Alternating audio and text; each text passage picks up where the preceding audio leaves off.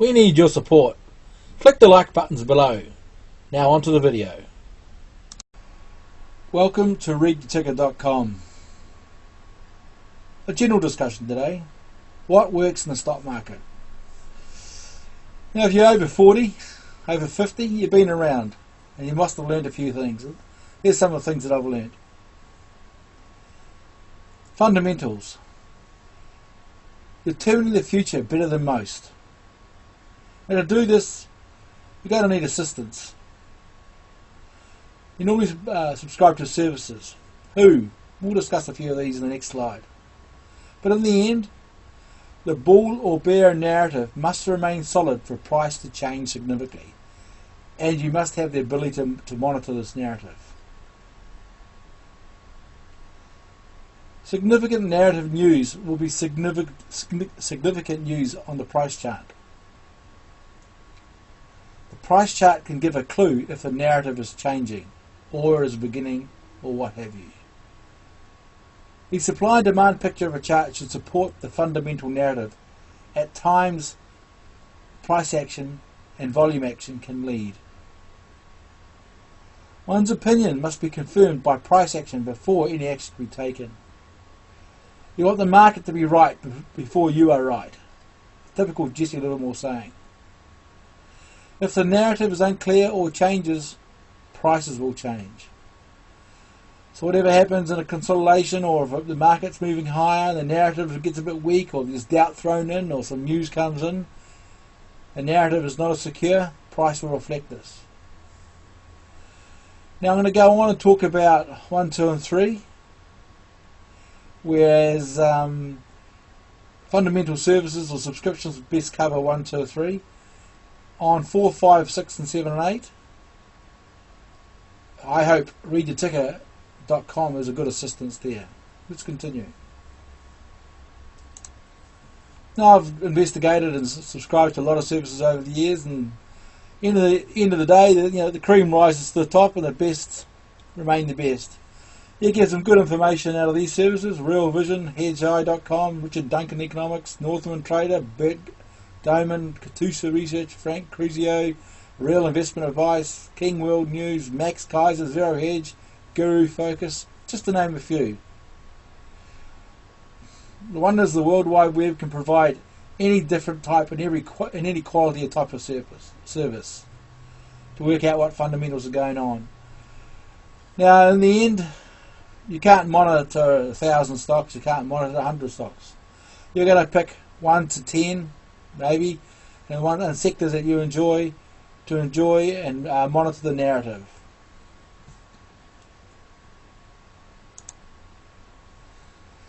In truth, algos own the short-term trading market, a day to a few weeks. 10 years ago you may have had a chance at day trading, but now the computers control all that. So if you're going to become a quantitative trader, start writing algos and trade the tick on the news. I have no time for that. We have no time for that at readtheticker.com. We have the longer time frame. And it is still owned by those narratives who maintain the medium and long term stories. These narratives will always show a chart change behaviour. When the narrative changes, a change in behaviour will appear in the chart. More often than not, after a period of consolidation, a cause or an effect. So the change of behaviour, i.e. the changing narrative, will normally come after a period of consolidation and a breakout of that consolidation, and higher volume taking prices higher or prices lower. Thus the picture of changing forces of demand and supply is shown clearly to the chart watchers. Demand moves price up, supply moves prices down. Yes, we have to understand that price can be moved up and down 10, probably 20% quite easily to manipulate the chart, to create bear traps, bull traps, to pump it up, for ability to sell by the big boys. They have to be aware of the dirty tricks which go in the market. Educators who provide an insight on these charting methods is Richard Ney. Now I love Richard Ney. I've got his book, and I've made some notes for the members of RTD Plus to review. Richard Ney, he's the guy who really teaches you about stock market warfare. He teaches you what the tricks of the trade, the market, the big boys, the market players, the composite man can do to trick you on the chart, to show you where false demand is and false suppliers. He's an addition to Richard Wyckoff. I would call him a master's course of Richard Wyckoff. Now, Richard Wyckoff lays out the foundations of basic accumulation distribution, mark up and mark down. He lays out the general concept. Now, Richard Wyckoff got this education from studying all the big players of his time, and the big players were nothing bigger than Jesse Livermore. Jesse Livermore lays out a period of time where he was successful and where he was not. And in many books and many publications, he's described at times his methods. And in our RTT Plus service, we provide the best service we found of diagnosing his method, how he looks at price, and how he looks at volume, how he looks at groups, and how he looks at the index as a whole. And it's quite obvious that Richard Wyckoff diagnosed Jesse Livermore's methods and broke it down so more can understand.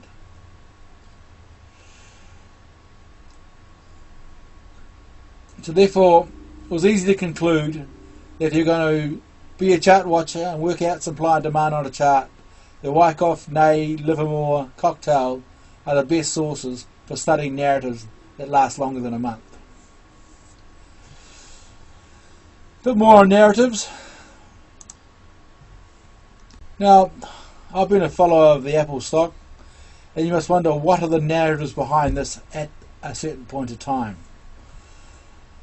Well, back in 2009 we had the global financial crisis, so-called name. Prices tanked. Steve Jobs was back in charge, and Steve Jobs had a fan base. He had a reputation that many loved.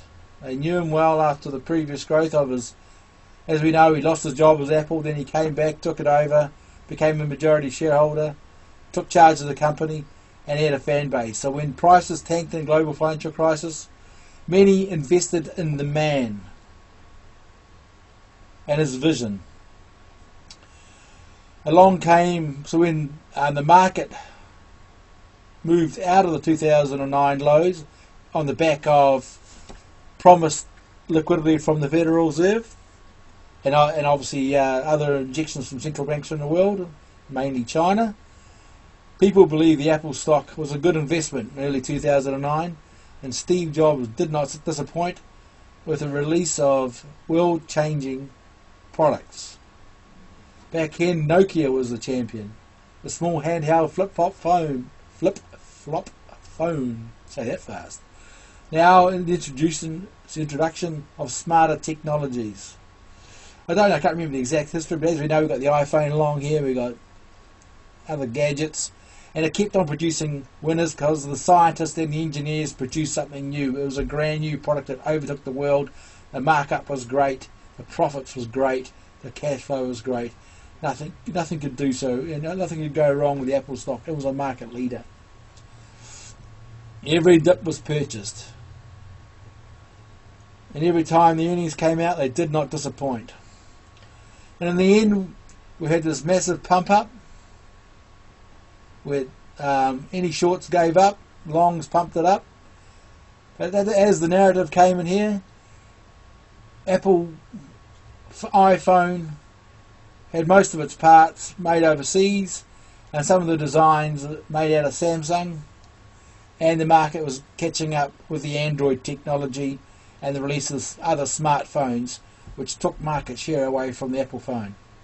And Apple was starting to release phones, version 2, version 3, version 4, where the extra versions didn't really add anymore for the same $1,000, $2,000 price tag. So eventually market share was going to be taken. So market share was taken, and as this was priced to perfection to become the first $1 trillion company, it did not make it, and it was sold off. Now, unfortunately, I think Steve Jobs died around here on the cursor, which is about 2012, 2011. and Tim Cook took over. Okay, pumped up bull market trap, smashed down here, heavy volume. Tim Cook had a few dinners for a few major shareholders. I can't remember the name of the guy, but a major shareholder, and for the first time ever Apple was doing share buybacks. Share buybacks is a reduction of shares on the market. The price took off. And here we are here. And some bad news came into the market. I can't remember exactly. It sold down. But now, this rally here was the pretty much the central bank juice up. The Swiss National Bank started taking major positions in the best stocks in the US, and the Swiss National Bank pretty much responsible, and other big players were investing in the best stocks. And we had the what we called the FANG momentum, which carried it up higher. Sure, the Apple was doing well up until this point in time here, where Apple refused to maintain some activity numbers, how many sales they were making in countries, and the confidence was dropped as they started to hide information. Whereas all before this, the narrative was supported by Apple executives where they released information, and the confidence was lost there, and it bloody well tanked. Okay. Major change here, where everybody, the accumulations here were dumped, and now another pump up with all talk of Apple TV, where Apple suddenly realises, well, maybe it's not a great idea to invent new products. Let's just earn 15% on credit cards rather than having 2% in the bank, and go into the TV business and compete with everybody else. So it's nothing new. They're just going to go into competition with everybody else and saying they can do it better. So the hype up here is, oh, we can do TV better because we did the phone better, so we'll have to wait and see. But that's pretty much the narrative over the Apple stock and its changes. And it's the ability to understand the narrative and see how high prices will go. You can use technical tools to forecast future consolidation periods, price targets, as readtheticker.com provide. It's a lot of fun in working out the narrative and obviously being right. So the narrative, price action, supply and demand are very important. Reporting some self-promotion here. readtheticker.com was developed to be an outlet for tools which support the chart-watching methods of Wyckoff, Ney and Livermore. Fundamentals, obviously you get from more fundamental type services, but we do break down narratives and key market trends and key market symbols. We add cycles and GAN as an assist that help us work out price action, future consolidations, forecasting. We encourage you to take time to learn the methods which have survived decades of change as they still work. readtheticker.com is a great resource to help you along this path. RTT Plus has educational material on both Ney, Wyckoff and Livermore, and more specifics on their methods and how you can merge them into your own way of thinking. And our charting tools of point and figure chart, cycle chart, and our analysis charts provide tools and insights to monitor supply and demand and change behaviour. Check us out. Thanks for watching.